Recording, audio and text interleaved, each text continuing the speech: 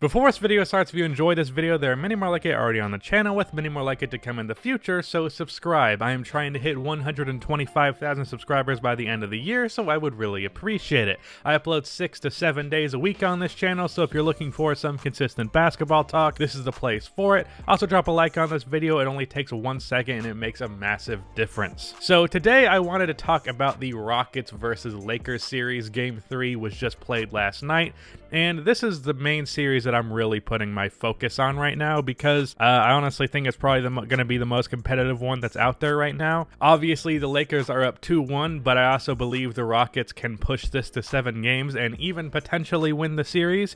As you guys should know, if you have been here for at least a couple of months, I am a fan of this Rockets team now that they've gone small, and I actually picked them as my sleeper for the 2020 title. So I'm actually rooting for them in the playoffs now. Previously, I was rooting for the Bucks. We saw how that went, so hopefully I did not curse the Houston Rockets with me pulling for them. But let's talk about this matchup and what we can expect over the next 4 games. So, well, actually, let's talk about what happened in the first 3 to kind of get an idea of what to expect. So, Game 1, it wasn't really anything that the Lakers did particularly bad. It's just that the Rockets thoroughly outplayed them.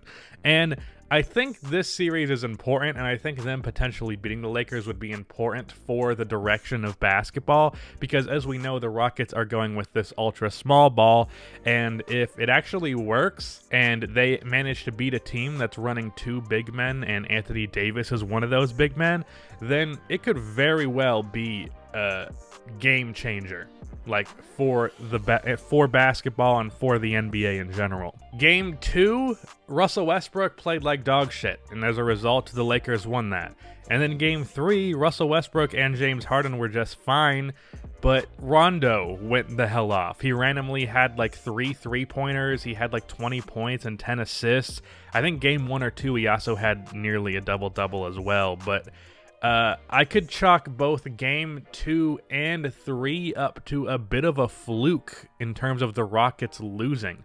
Like, the Lakers did not win either of those games convincingly, and it took Rondo having a 20 and 10 night and hitting a bunch of threes, and it took Russell Westbrook playing horrible.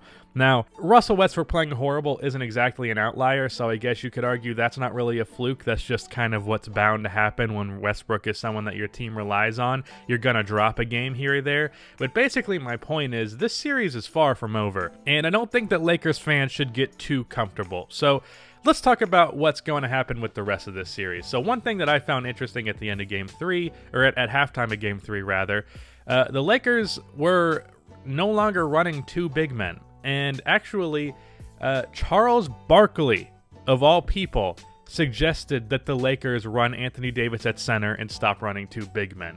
Charles Barkley, the guy who will say that every team's flaw is that they don't post up enough. Charles Barkley said that. So that's what we call character development. Seeing him come around to some more modern basketball ideals is certainly something to be marveled at, and certainly something to be praised for. It's cool to see that, but the Rockets were outplaying and just playing JaVale McGee and Dwight Howard off of the floor. Like, Dwight Howard has barely played in this series. Actually, I'm not even certain that he has played in this series at all. And it's because they just cannot afford to put 2 real big men, real traditional big men out there when PJ Tucker and Robert Covington are really good 3-point shooters, and both McGee and Anthony Davis are trying to stick in the paint. The amount of open threes that the Rockets were getting because those guys could not defend the perimeter was astonishing. And I think that's pointing to small ball really being a valuable thing. And then if we can actually switch this over to the defensive end of the court, what's weird about this Houston Rockets team is they made this move by trading Capella in order to play PJ Tucker at center, anticipating a drop in their defensive capabilities and anticipating a huge jump in their offensive capabilities. Like, the whole point of this trade and the whole logic of this trade was, look, we're going to take a hit defensively, but offensively, we're going to be a lot better. But offensively, they've kind of stagnated a little bit. They haven't gotten much better or much worse since trading Clint Capella, but defensively, they have gotten so much better. which is odd because you wouldn't expect a team with a 6'5" center to be literally the best defense in the playoffs thus far. And the reason for this is a lot of Houston's players are maybe not that tall, but they're really strong and they know how to play defense. And if we're talking specifically about strength, PJ Tucker is about as strong as 90% of centers in the NBA. He's as strong, if not stronger, than Anthony Davis, which is why Anthony Davis has not been able to bully him like people have suggested. You don't play defense with your height, you play defense with your body, and being a couple inches shorter doesn't make a huge difference if the guy can't push you out of the way, which has been the case for Anthony Davis. And Robert Covington's pretty strong, James Harden is very strong, Eric Gordon is pretty strong, and Russell Westbrook is strong. So like there's no physically bullying this Rockets team. And as a result, Anthony Davis has been taking a lot of mid-range jump shots. And look, they've been dropping. I said the same thing in my hot takes video yesterday. Check that out if you haven't yet. Even though those mid-range shots have been dropping, if I'm Houston, I am very happy with that being the result of every possession with Anthony Davis in the post. Like, the whole narrative was that Anthony Davis was going to score at the basket a million times in this series, and yet he's taking 15 fadeaway mid-range jump shots a game. And even if he's shooting 60% on those, that's better than him getting all of those shots in the paint.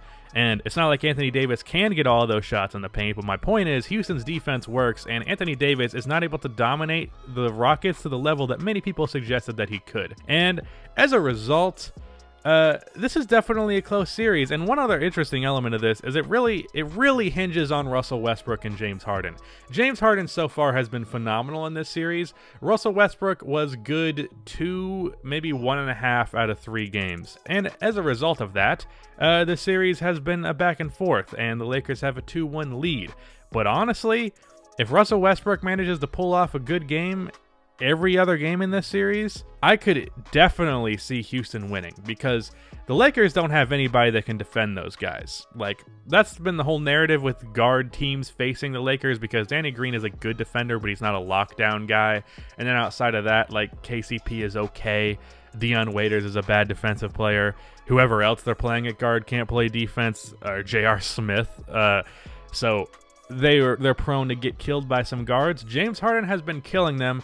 Russell Westbrook did not play well in Game 2, but it wasn't really because of the defense. It was because he's Russell Westbrook, and he does that sometimes. But if Russ can be consistent and be a good 28 or so points per game on pretty good efficiency for the rest of this series, be a positive on the court, if that happens, the Rockets are going to be a huge threat to the Lakers. And I don't think people should take being up 2-1 as a sign that this series is basically over, because I don't believe it is. Game 4 is huge, obviously, because if the Lakers go up 3-1, based on the precedent, history will tell you that that series is pretty much over, especially being that the Lakers are the better team. And as a result, Houston have to come to play in Game 4. They have to. There's no excuse not to. If they lose that game, series is over. But in the case of the Lakers, the pressure is on them, and I don't think they can rely on Rondo having a 20-10 game again, because that was a pretty close game, and that was with LeBron and Anthony Davis both playing very well in that game. So you can't really rely on that again. And if Russell Westbrook comes to play Game 4 like he did Game 3, then it's going to be a problem for the Lakers. As for if I actually believe they're going to upset the Lakers, no, I do not, and for one simple reason, the Lakers are the better team. 9 times out of 10, unless it's just a horrible matchup, I'm going to pick the team that I think is better. Like, even in the case of the Sixers and the Celtics, when talking about that matchup pre-Ben Simmons being hurt, my logic was, yeah, that team matches up fantastic against the Celtics with their size. However, the Celtics are a better team, so they're going to win. That was my logic there. Now, that was also my logic in Heat versus Bucks, and that obviously did not work out, but I think that's where I'm definitely going to be confidently going with, not confidently, because that implies that I think it's definitely going to happen. If I'm betting my money, I'm betting it on the Los Angeles Lakers, as much as I've been rooting for the Rockets, and as much as I'd like them to win this series, and as much as it would make me look smart, being that I predicted them to be the dark horse of this year's playoffs, but I don't anticipate that. Now, this video, if that ends up being true, this video didn't exist, because then I look like I doubted my own take, and we can't have that. I have to look like a genius and a big brain. But yeah, going Lakers probably in 7. Maybe 6. It depends on game 4. It depends. It really just depends on Russell Westbrook. And it's scary to have your team's success hinged on Russell Westbrook of all people. But if he pulls through, the Rockets can win this series for sure. So that is the end of this video. Please be sure to like and subscribe for more NBA content like this, and cue the outro music.